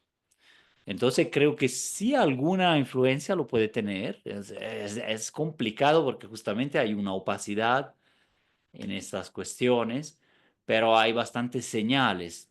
Y ahora, una cosa es establecer en investigación la causalidad de una cosa con otra. Eso es difícil. La correlación y semejanza temporal o el paralelismo y algunas evidencias, sí. No puedo decirte si un fiscal u otro, Samarripa o el anterior, o si los gobernadores, o si el propio Partido Acción Nacional, etcétera, son la causa de, pero que son factores presentes que se pueden meter al análisis y que hay correlación. Por ejemplo, yo había estudiado en un artículo del 19 en Brújula Ciudadana, se llamaba la revista, tendencias de, que está, se ve así, tendencias de la violencia y las desapariciones en Guanajuato. Es uno de los pocos estados, Guanajuato, que era muy bajo, mejor que la media nacional, que era de 8. En 2007 fue la media mejor desde los 80 de homicidios, ¿no? 8 cada 100.000 habitantes. Y Guanajuato era mejor todavía. Claro, como ahorita, no sé, Mérida, ¿no? A lo mejor. Pero mejor, más baja, y nunca para de crecer del 2007-2008 en adelante, cuando en cambio a nivel nacional hubo dos momentos de gran baja, ¿no? Un momento al final de Calderón, Peña Nieto, etcétera. Aquí nunca dejó de crecer. Hay un momento, creo que entre, no me acuerdo el año, pero podría ser el 15-16, que alcanza el promedio nacional, que ya era un promedio altísimo, 3 veces más, lo transformó Calderón al 27 por 100.000 habitantes, se mantiene, baja un poquito en los últimos años, pero aquí nunca para de crecer y ahora es el doble la tasa del promedio, que el promedio nacional. O sea, la curva de Guanajuato en 15 años, efectivamente, muestra eso y lo mismo la presencia de fosas clandestinas y los desaparecidos oscila más, pero tiene una tendencia promedio en crecimiento. Y se sabe de otros estudios que hay correlaciones entre los hallazgos de fosas clandestinas, la modalidad cada vez más atroz de ocultamiento, pero también de masacres visibles que quedan ahí los cuerpos, el crecimiento del homicidio doloso, del feminicidio y los desaparecidos. ¿Te puedo decir que la causa fue solo eso? No, pero que la tendencia existe, existe, y que no sabemos cómo se va a poder revertir. También depende de factores intergubernamentales, la relación entre gobiernos municipales. Eso es, Sánchez y Ley lo han estudiado mucho, Sandra Ley y Guillermo Trejo.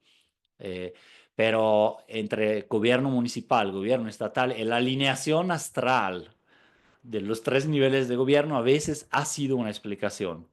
Por eso, sobre todo en época electoral, pero la época electoral a veces pum, dispara los indicadores anuales, ¿no? Y quiero hablar de así un poco más, menos filosófico, más estadístico, pero buscaría correlaciones.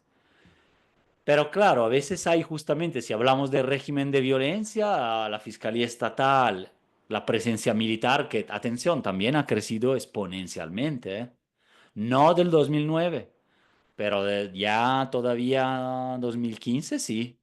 hasta superar la presencia de policías. O sea, la policía civil ha estado en minoría, al menos hasta el 22, respecto de fuerzas de origen castrense, o sea, Guardia Nacional y Sedena y Marina. También se ha correlacionado eso de por sí con posibles aumentos de la violencia y de los homicidios, y la violencia ya estamos concibiendo de manera más amplia, porque no solo porque directamente la provocan, sino que desconfiguran ciertos redes y pactos, siendo fiscalías, policías locales, fuerzas militares, más grupos criminales y empresarios, sí existen redes macrocriminales aquí también, al menos en el corredor y en las zonas fronterizas del Estado, ¿no? Bueno, ¿quién regula, domina, equilibra esas redes? Pues puede ser desde policías locales y tránsitos, Secretaría de Obra Pública que decide a quién da el dinero, o más bien es ocupada por alguien del crimen organizado, alcaldías, pero también fiscalía, y no poco, porque un visto bueno de ciertos puestos también lo daba fiscalía, como también daba visto bueno de ciertas leyes que se aprueban, que tienen que ver con su operación, etcétera. Es decir, ha tenido un poder creciente y muy fuerte que no se puede quitar de la ecuación. Te diría esto, no puedo decir la consecuencialidad directa, pero posible, razonable, razonablemente. Las fiscalías han funcionado como, ¿cómo se dice? em, Hebillas, cinturones de transmisión, esas cadenas de transmisión o de autorización de violencia, ¿no? Sí, muchas gracias, profesor. Este, David, tienes la palabra. Y no, gracias.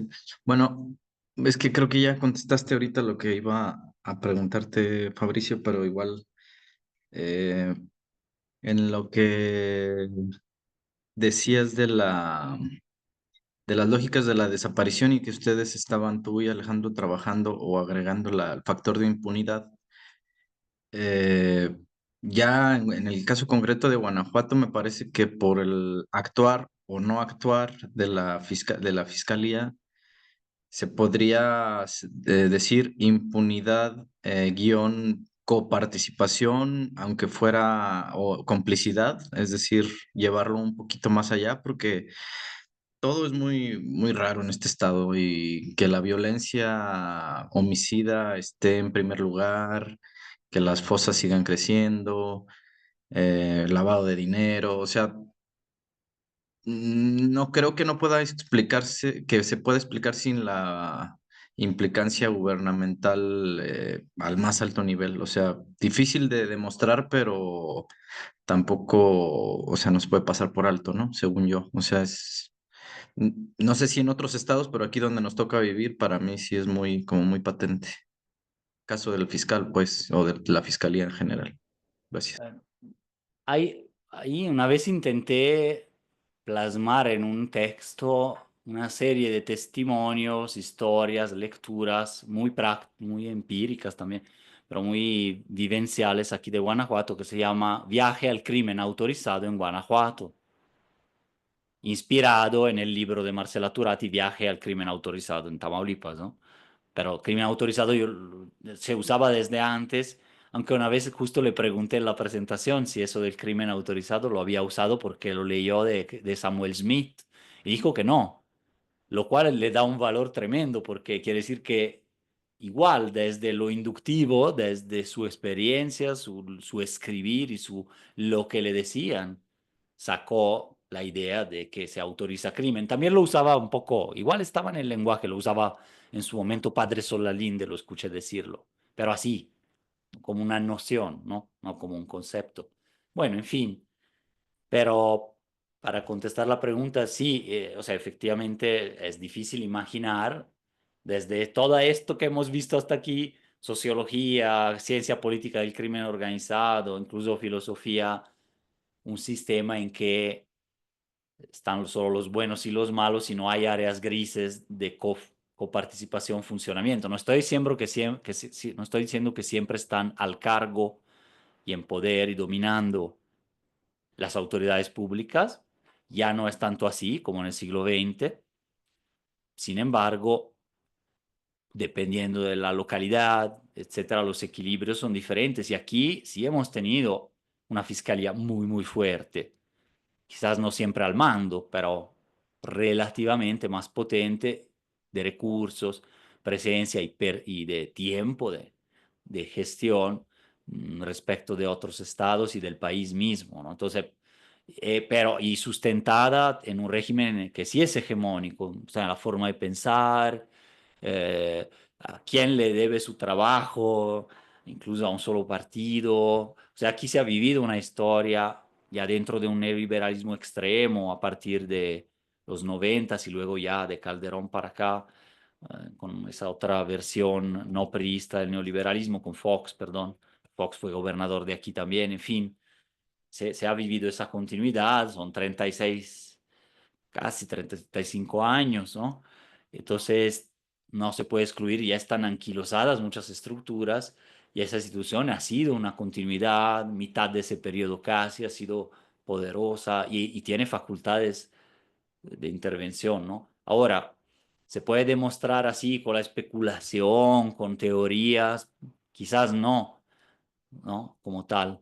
Pero también hay casos que nos inducen, o sea, de abajo nos inducen a pensar de que hay problemáticas de ese tipo, es decir, pillajes de agentes ministeriales no sancionados, desaparición forzadas, denunciadas a lo mejor que no llegan a la justicia, entonces no le puedo decir hasta el punto final, pero redes de extorsión, estoy mencionando casos que me conozco, pero claro, dependen de testimonios, a veces están en carpetas, pero no llegan a sentencia, a veces sí hay sanciones incluso de la Procuraduría de Derechos Humanos, pocas, porque también es parte de aparatos protectores de un sistema. En fin, entonces ya empiezan a ser varios los indicios o los hilos que podemos empezar a atar en eso. No lo pondría como único elemento de la ecuación, ¿no? Para las violencias es más amplio, lo sistémico, lo incluso Emanuela Borsachiello, ya para cerrar esta respuesta, italiana también, ha venido acá a estudiar en un periodo y ha trabajado en una comisión que adelantó, saben que ahora tiene alerta de género, Guanajuato, varios municipios, fue un hito. Bueno, intentaron lo mismo avisando de lo que se venía en 2013, 2015, no me acuerdo exactamente. Ella trabajó en eso. El informe que publicaron como que no lo pelaron, no salió a la luz, no fue atendido y no hubo ni alerta de género. Ahí dicen, no, era prematuro, no había casi feminicidio, no había homicidio, no es verdad. Pero el punto era que la violencia estaba subterránea y ellas la descubrieron. Descubrieron que había ya mucha presencia de arma de fuego, y hablemos también del arma de fuego, ¿no? Otro tema, porque sin eso la violencia es mucho menos letal y los grupos tienen otros sistemas de arreglo, pero desde la militarización inicial, bueno, desde los 90, pero sobre todo Fox y luego mucho más Calderón, también se militarizaron y paramilitarizaron los grupos criminales y la escalada nunca paró de armas de alto calibre y medios, helicópteros y otras cosas, ¿no? Camionetas, de uso exclusivo del ejército, ya no es muy exclusivo, ¿no? Por todo ese proceso. Cuando Guanajuato es inundada de armas al inicio pequeñas, ellas lo descubren y donde el hombre empoderado con arma usa su arma al inicio en las paredes de las casas. Y eso lo habían detectado y decían, no va a tardar la dinámica de que la saque afuera de la casa y empiece a dominar de alguna manera su territorio ahí, su calle, sus enemigos, lo que sea, y que pueda incorporarse a grupos que fueron dejados operar. O sea, Santa Rosa de Lima nace como operación de los Zetas de alguna manera en el territorio, en la Laja Bajío, en donde se enseñan y comunidades desiertos de Villagrán, etcétera, aprenden, porque no es fácil tampoco así robar de un ducto. Se aprenden de manera casi familiar, de manera casi artesanal, pero con esos grupos ahí y replican modus operandi, violencias, personajes, historias que hemos visto en Michoacán, aquí, pero 3 años después, 6 años. Último, lean el último capítulo del libro El cártel judicial de Jesús Lemus. Él relata la historia de él detenido abusivamente por los policías de la Ministerial de Guanajuato en 2008, cuyo jefe era Samarripa. Ahora, es un testimonio de él, pero Reporteros Sin Fronteras acompañó el caso. Él estuvo detenido, desaparecido, a nivel nacional salió y estaba en cárceles fue encontrado después de torturas en cárceles de Guanajuato. Y Oliva, como gobernador, lo mandó a Puente Grande, Jalisco, de donde escribió sus libros. Hay quien dice que el periodista, ¿sabe? Siempre hay malas historias que cuentan para hacerse famoso y no sé qué, pero ha sido entrevistado muchísimo. Los elementos fácticos que muestras nos dejan cuando menos reflexionar. En ese capítulo del libro es muy interesante leerlo. Es narrativo, ¿no? Pero no creo que esté basado en la fantasía del autor, sino está bastante documentado. No quiero ir más allá porque tampoco lo puedo decir, pero es interesante para este debate. Ya es 2008, 2009, cuando él queda y se lo liberan después de 3, 4 años que queda en prisión injustamente. Inocente sale. Ok. Muchas gracias, profesor. Eh, Profesor, pasa algo con su imagen, se quedó congelada. No sé si nos escucha bien.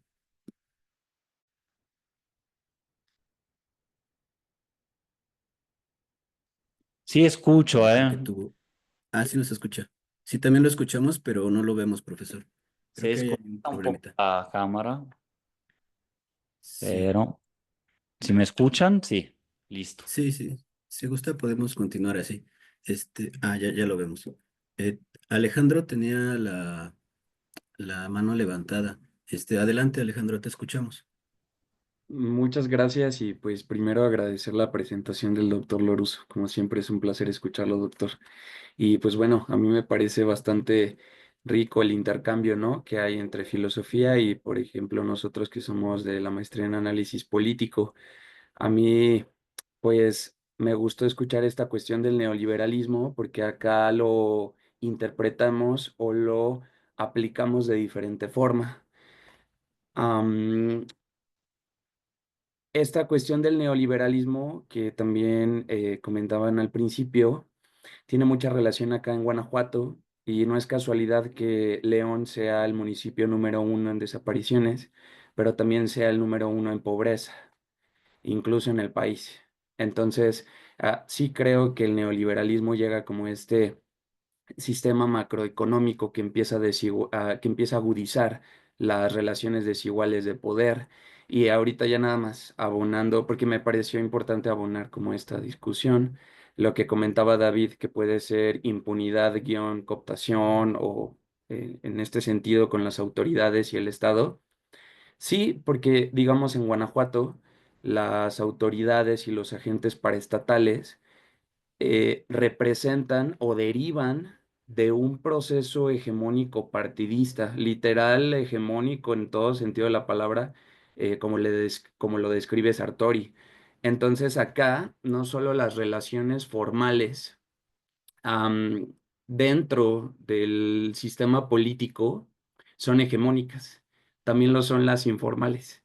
Entonces, esto demuestra cierto, no voy a decir convenio, que puede llegar a estar coludido ciertos agentes del crimen organizado con ciertos agentes paraestatales. Sin embargo, ya como lo dijo y lo expuso bien el doctor Loruso, hay otras lógicas, ¿no? Pero el hecho de haberle puesto una lógica de alta impunidad es que justo pues no hay sentencias. Y no va a haber sentencias porque la fiscalía está repleta del partido hegemónico, ¿no? Entonces, pero bueno, era lo único que quería comentar y pues gracias por el espacio. Ojalá que haya más espacios también por parte de acá y en ese sentido.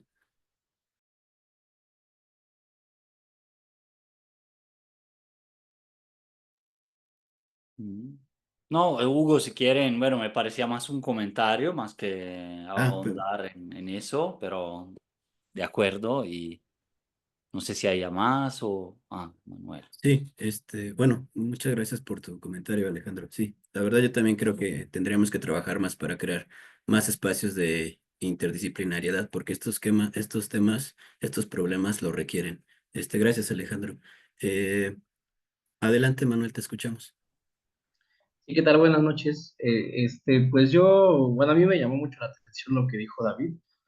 Eh, Creo que sí, quizás no podríamos como explicar el asunto de la violencia desde un solo fenómeno, ¿no? Como es digamos, la unión entre el Estado y el crimen organizado. Y como bien dice, pues la violencia puede tener muchos otros matices. El origen de la violencia puede estar en otros lugares, incluso más allá de nuestro tiempo, desde la historia. Sin embargo, creo que ya hablando de resistencia, hablando de otra posibilidad de vida diferente en nuestro estado, creo que sí habría ya, no sé qué opinas, esta es mi pregunta, ¿no considera que sí habría que tomar ya como punto de partida esa idea de que el Estado ya nos dejó? Es decir, bueno, yo soy del municipio de Apacio el Grande, ¿no? He vivido aquí toda mi vida, y me he dado cuenta bueno, viví en carne propia la aparición 2017-2018 de todo esto que usted comenta en el texto. Eh, y, pues sí, creo que coincide con el momento en el que, pues, en el que aparecen, digamos, como industria, ¿no? Industria como extranjera aquí en el estado, ¿sí? Como después, en el sexenio de Calderón, poquito después, ¿no? Y me parece sorprendente que justo en el momento en el que hay más violencia en el estado, es cuando más inversión extranjera hay. O sea, creo que aunque nosotros no podamos estar seguros realmente de que haya una unión entre el Estado y el crimen, creo que habría que partir de ahí para la resistencia. ¿Qué nos queda a nosotros como ciudadanos? Pues esa es la pregunta. Considero que sí habría que renunciar ya a esa idea de echarle la culpa al Estado, de esperar que el PAN, ¿no? El PAN en el Estado, pues haga algo. Yo considero que el cambio de fiscal no va a cambiar mucho las cosas, ¿no? Porque la violencia va más allá del Estado, ¿no? O sea, que tiene muchos matices, es demasiado complejo. Y no sé qué opines. Y creo que el ejemplo de las madres buscadoras se presenta como una posibilidad que tenemos nosotros como ciudadanos, es decir, no esperar que el Estado haga algo, ¿no? Como quizá buscar algo, digamos, entre nosotros mismos, ¿no? Cuidarnos a nosotros mismos, quizás sea la respuesta. No sé qué opinen, no sé si se entiende la pregunta, el comentario.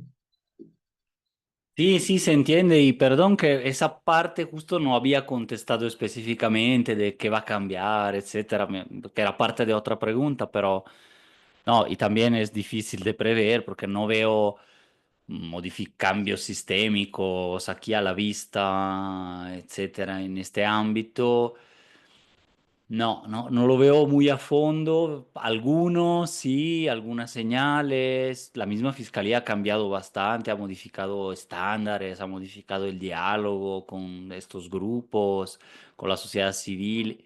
Y no es un bloque homogéneo como no lo es el Estado y como no lo es el gobierno de Guanajuato. Es decir, hay mentalidades, edades demográficas, culturas diferentes adentro que lo complejizan mucho y puedes encontrarte hasta en la misma persona, como hablábamos durante otra pregunta y la exposición, hasta dentro del mismo policía, que puede ser el que diariamente ayuda, pero en otro momento, en otro contexto, con otro papel, está desapareciendo personas. O sea, literalmente, y puede ser el que te ayuda en todo otro contexto y que eh, mejora la reputación de la policía municipal, ¿no? O sea, pero bueno, eso como la complejidad humana. Pero bueno, en la institución yo percibo que hay situaciones así, la Comisión Estatal de Búsqueda ha sido cercana y ha trabajado de otra manera, por ejemplo, y es parte del gobierno también. La de víctimas también es gobierno, es Secretaría de Gobierno, pero puede que tenga otro acercamiento, un otro lenguaje ya completamente, digamos, mucho mejor.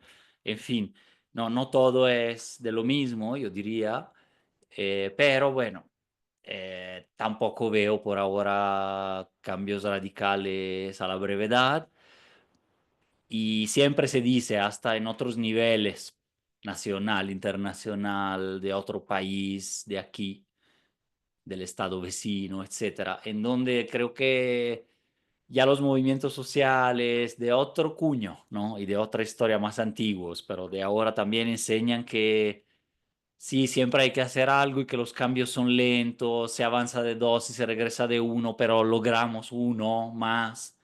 O sea, dos menos uno das uno de todos modos. A veces regresas al punto de inicio, pero nunca es un regreso total al inicio porque se acumula historia, tradición de lucha, se acumulan expertise, redes, o sea, ciertas redes que ayudaron a crear colectivos, incluso directamente, o a sostener el trabajo inicial de colectivos, que es cuando está germinando, que es más difícil. Luego, si se rompe en ese momento, puede que por meses y meses no nazca ningún movimiento, como, ¿no?, una plantita. Así fue, de hecho. Se gestó por todo el 18 y 19, fue reprimido por opinión pública, medios, la misma fiscalía, personajes. Los intentos y conatos de marchas, hubo varios, y redes sociales amenazadas en 2019, hasta que en todo el 19, en Celaya y Irapuato, hasta que en noviembre se funda el primer colectivo, se desborda por números, empiezan a nacer 25 más. Y ya ahí ya no se puede callar, no se puede ya criminalizarlo, ¿no? Porque ya no son 3, 10 personas, ¿no? Entonces, así. Entonces, es la suma de muchos avances y retrocesos. Wallerstein decía nanoacciones, o sea, acciones chiquitas desde abajo, pero cada vez más coordinadas y con la conciencia de que hay otras, no aisladas, no individualistas, no, claro, con conciencia política, comunitaria, como la quieras ver, pero que finalmente son una suma de muchas, ¿no? No sé, por ahí espera, también la academia puede aportar mucho, buscar, digamos, bajar un poco a la realidad para poder apoyar, asistir, no solo de manera individual, voluntarista y así, sino como parte de una lucha estructurada, en fin, la participación, todo eso, pero a estas alturas casi cualquier participación ahora, sin pretender demasiado, a veces es buena, ya con que las y los estudiantes aquí, por ejemplo, aprendan de alguna cosa, etcétera. O sea, la historia es importante y ninguna tradición de lucha derrotada eventualmente es realmente derrotada, porque germina en otra más, en otra más. Por eso puse los zapatistas y habría más antecedentes, ¿no? O sea, nuestras hijas de regreso a casa es lo mismo que están diciendo ahora, nada más que no es del feminicidio, así, pero se unen. Las víctimas de feminicidio de hoy tienen un lugar en las marchas de buscadoras, ¿no? Y se van tejiendo redes. Entonces, en fin, un poquito la esperanza la dejaría por ahí. Gracias, profesor. No sé si alguien más tenga alguna pregunta o comentario para el profesor.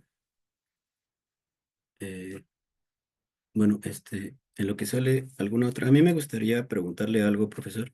A veces cuando uno trata estos temas, pues resulta complicado mantenerse positivo y esperanzado ante tantas cosas que uno lee.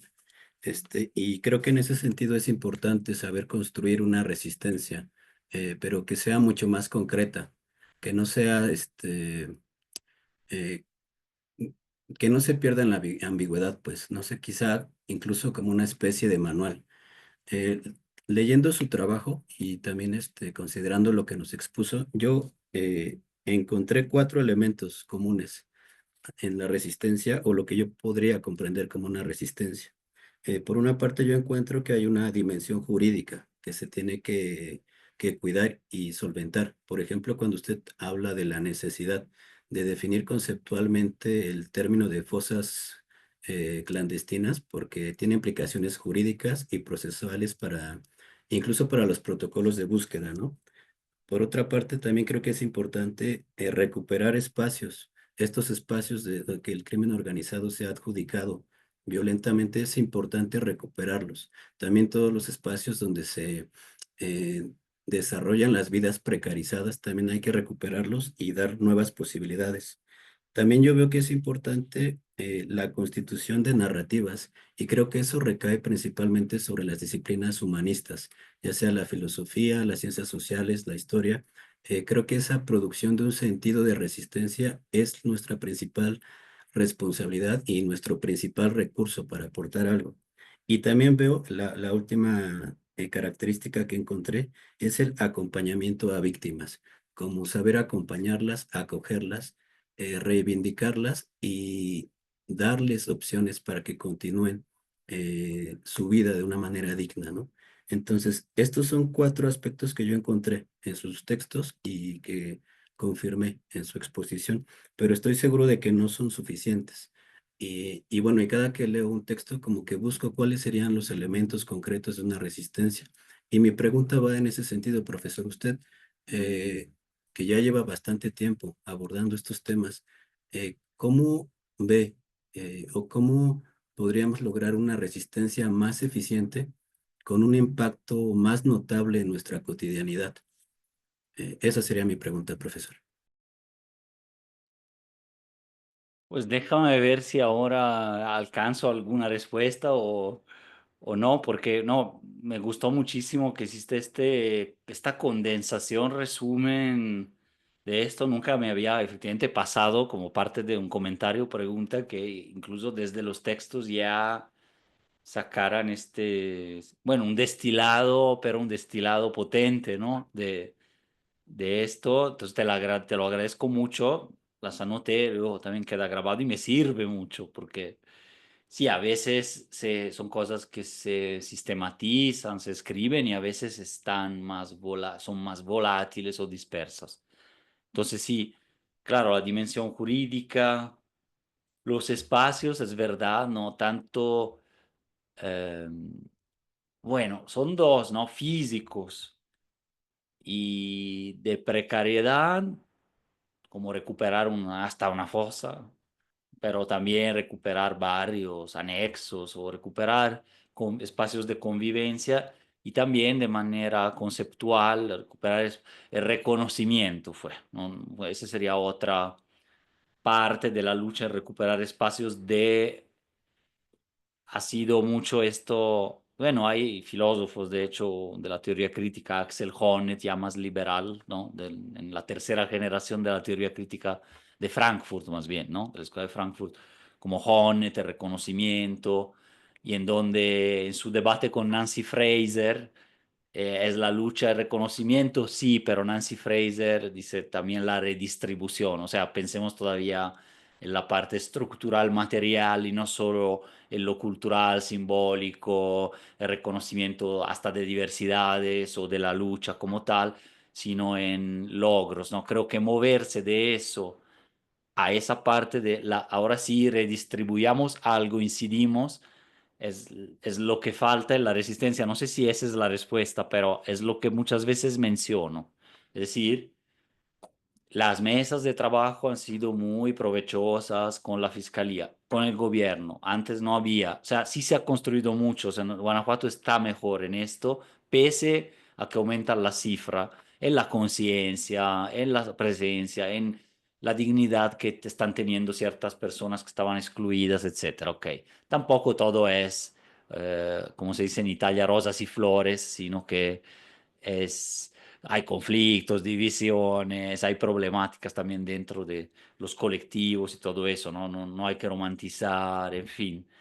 Pero del reconocimiento a la redistribución efectiva, resultados concretos, la justicia, la verdad, ¿no? Y sobre todo, no tanto económica, sino una redistribución en el sentido de poder incidir en cambiar protocolos, praxis, eh, leyes más o menos, en parte se pudo, pero dentro de las instituciones ya, modelos de actuación, protocolos, mesas de trabajo que sean de trabajo real, ese es el paso que no se ha hecho, ¿no? Creo que el gran reto de cualquier resistencia es la falta de unión y simetría entre los grupos que puedan jalar, o sea, encontrar ese interés transversal y común que en algún momento aglutine, ha sucedido, sigue sucediendo, pero es menos de lo que podría ser por diferentes motivos dentro de casi cualquier movimiento, que las izquierdas divididas, que el movimiento obrero radical y reformista y el anarquista, y que todo, y cuál es el piso común que nos permite avanzar. Bueno, la lucha de cada quien sí. Ah, por la búsqueda, ah, por lo legal, ah, por las mesas de trabajo, ah, por el reconocimiento internacional, pero no todas van en la misma línea y sí, quizás encontrar pisos comunes aglutinaría y así. Entonces creo que forma de resistencia, la mayor unión posible, no ideal, sino hasta muy concreta, pragmática, pero que se dio en ocasiones. Hay momentos en que sí, hasta personas que se han peleado duramente y que a lo mejor, que claro, y que además viven un, digamos así, una catástrofe social y un trauma personal, psicosocial, psicológico, tremendo para no estar en eso. En parte se sanan, a lo mejor con eso, en parte es destructivo también, desgastante más bien, ¿no? Bueno, dentro de todo eso, a veces encontrar momentos de cooperación, solidaridad, unidad, sucede, puede ser difícil, pero sucede y es mucho más bonito, por así decirlo, y crea cimientos, ¿no? Fundamentas muy, muy importantes. Entonces, no sé, iría un poco por ahí la respuesta, no sé qué otro elemento, agregaría espacios de reconocimiento y redistribución concretos, o sea, incidencia política cada vez más concreta en todos los niveles y así, no sé si ayudé con la respuesta, pero por ahí va, es más un diálogo, ¿no? Porque, Sí, no, pues, pero sí, es un tema complejo lo de la resistencia, pero muchas gracias, profesor. Le agradezco mucho. Eh, Alejandro, no sé si levantaste tu mano. Este, No, no, creo no, que nada más como ah, que aplaudía, aplaudía, aplaudía. ya. Ah, ok. Bueno, no sé si alguien más tenga alguna pregunta o comentario. Si no es el caso, entonces ya estamos sobre el tiempo límite. Entonces solo resta agradecerle mucho, profesor, por haber participado, por haber compartido su investigación con nosotros. La verdad es que estuvo genial, estuvo muy bueno, muy rico. Le agradezco mucho por haber compartido con nosotros, profesor. no, Y bueno, muchas gracias, se agradece el espacio, el debate y cualquier cosa estamos a disposición también para seguir colaborando en este y otros temas y hacer ok. cosas. Les mando un Sí, abrazo a todos, todas, gracias Gracias. igualmente, tú, profesor. y Sí, así, Gracias, y Fabri. gracias. gracias. Gracias a todo el Bye. auditorio también por Adiós. conectarse y pues seguimos en contacto. Pasen buena noche, hasta luego. Muchas Adiós. gracias. Gracias, Hugo. Gracias, Gracias buena igualmente, hasta Gracias. noche. luego.